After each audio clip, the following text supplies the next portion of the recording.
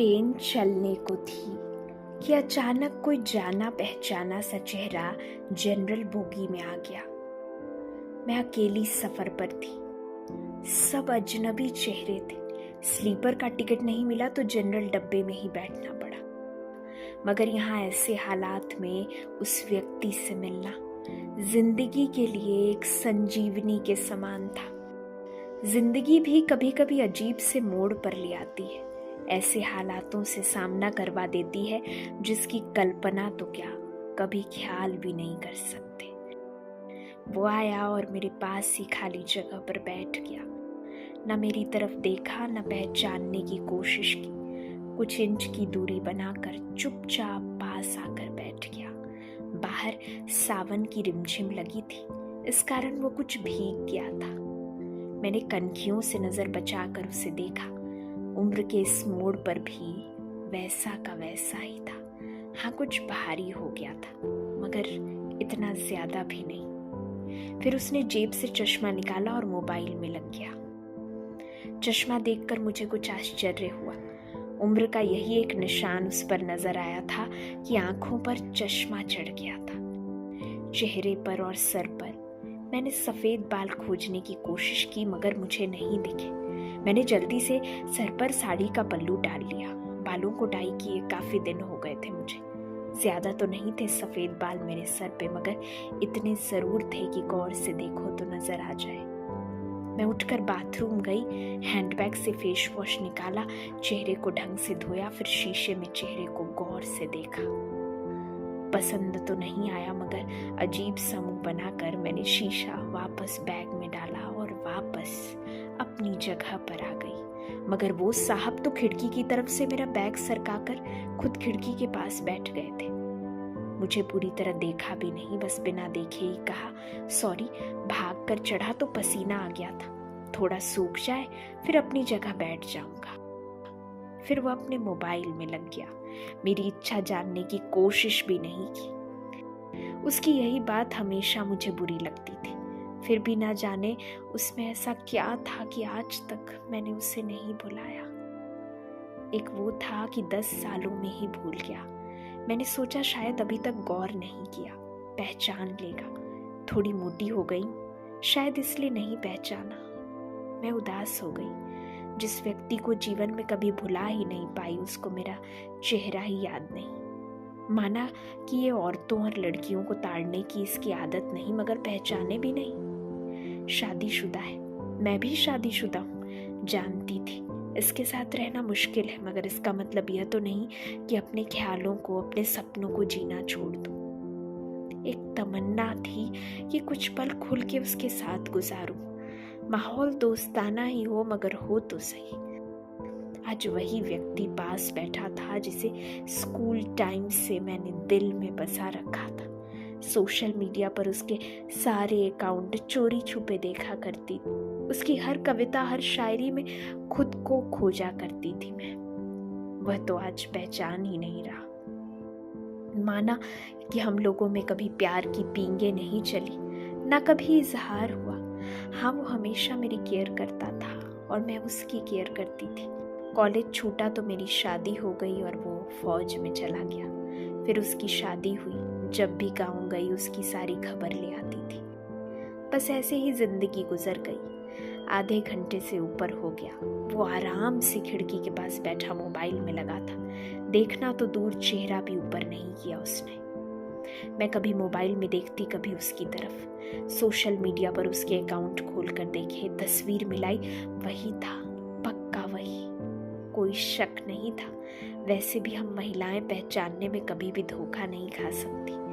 20 साल बाद भी सिर्फ आंखों से पहचान ले। फिर और कुछ वक्त गुजरा, माहौल वैसा का वैसा ही था।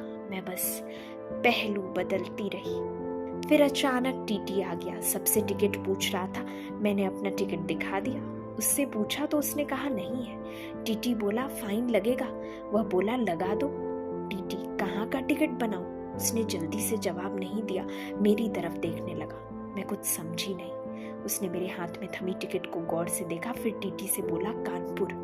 टीटी ने कानपुर की टिकट बना कर दी और पैसे लेकर चला गया।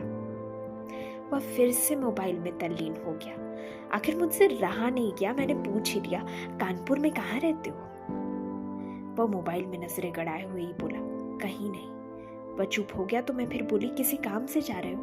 वह बोला, हाँ।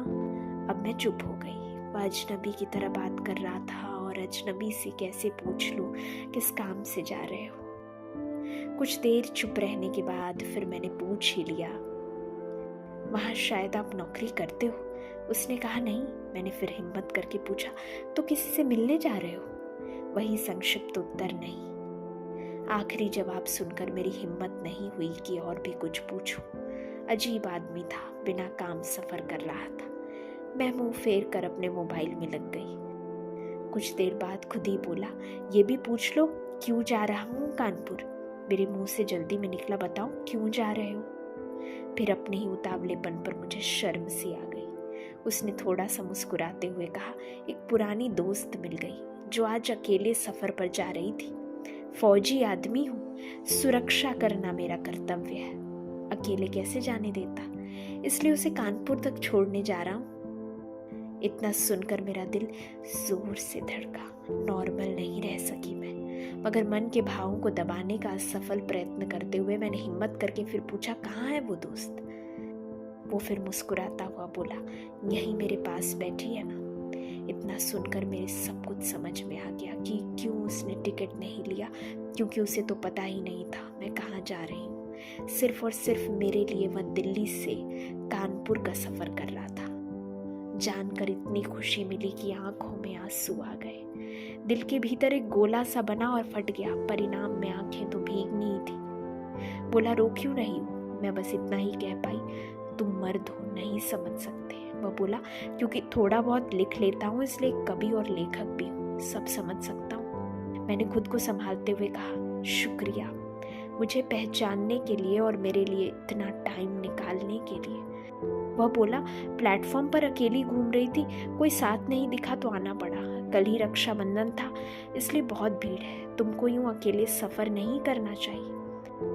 क्या करती, उनको छुट्टी नहीं मिल रही थी और भाई यहाँ दिल्ली में आकर बस गए। राखी बांधने तो आना ही था, मैंने मजबूरी बताई। ऐसे भाइयों को राखी बांधने आई हो जिनको ये भी फिक्र नहीं कि बहन इतना लंबा सफर अकेले कैसे करेगी।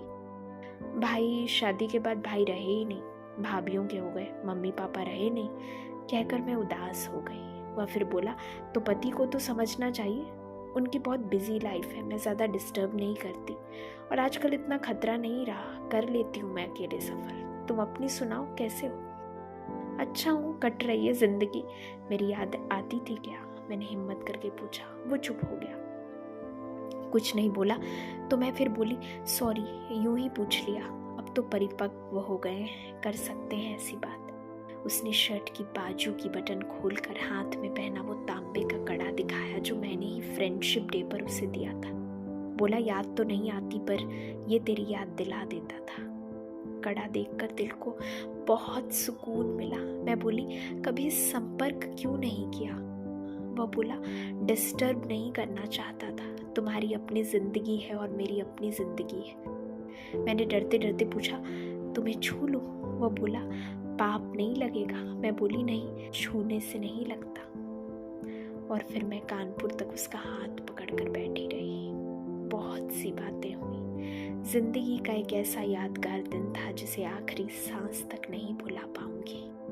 वह मुझे सुरक्षित घर छोड़कर गया, रुका नहीं, बाहर से ही चला गया। जम्मू थी उसकी ड्यूटी, चला गया। उसके बाद उससे कभी बात नहीं हुई क्योंकि हम दोनों ने एक दूसरे के फ़ोन नंबर नहीं लिए। हालांकि हमारे बीच कभी भी नापाक कुछ भी नहीं हुआ। एक पवित्र सा रिश्ता था, मगर रिश्तों की गरिमा बनाए रखना जरूरी था। फिर ठीक 1 महीने बाद मैंने अखबार में पढ़ा कि वो देश के लिए शहीद हो गया। क्या गुजरी होगी मुझ पर वर्णन नहीं कर सकती। उसके परिवार पर क्या गुजरी होगी पता नहीं। लोक लाज के डर से मैं उसके अंतिम दर्शन भी नहीं कर सकी। आज उससे मिले 1 साल हो गया है। आज भी रक्षाबंधन का दूसरा दिन है। आज भी सफ़र कर रही हूँ, दिल्ली से कानपुर जा रही हूँ। जानबूझकर जनरल डिब्बे का टिकट लिया है मैंने। अकेली हूँ, न जाने दिल क्यों आस पाले बैठा है कि आज फिर आएगा और पसीना सुखाने के लिए उसी खिड़की के पास बैठेगा। एक सफ़र वो था जिसमें कोई हम सफ़र था, एक सफ़र आज है जिसमें उसकी यादें हम सफ़र है। बाकी ज़िंदगी का सफ़र जारी है, देखते हैं कौन मिलता है, कौन साथ छोड़ता है।